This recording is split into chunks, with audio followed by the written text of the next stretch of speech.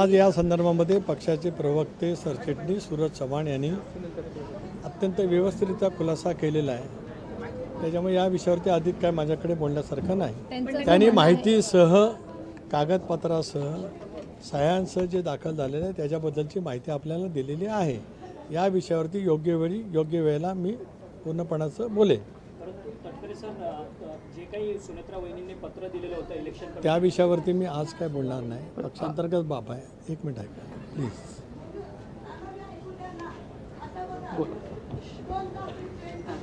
वहिनी आमच्या पक्षाचे अध्यक्ष आहेत। प्रफुल्लभाई भुजबळ साहेब, सुनील तटकरे, धनंजय मुंडे, मुशीफ साहेब, दिलीपराव वळसे पाटील साहेब, पक्षाचे अजून नेते आहेत। आम्ही सगळेजण एकत्रितपणे बसू।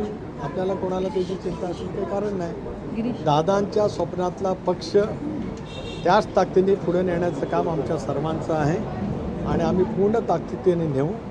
दादांनी ज्या कठोर परिश्रमातून जी निर्णय क्षमता NDA बरोबर जाण्याच्या संदर्भामध्ये प्रखरतेने दाखवली होती, ज्या आत्मविश्वासाने दाखवली, लोकसभेच्या निवडणुकीच्या पराजयाच्या नंतर पुन्हा ज्या आत्मविश्वासाने दादांनी पक्षाचं संघटन आम्हा सर्व सहकाऱ्यांना विश्वासात घेत उभं केलं, त्यामुळे 72% स्ट्रायकिंग रेट राष्ट्रवादी काँग्रेस पक्षाचा राहिला।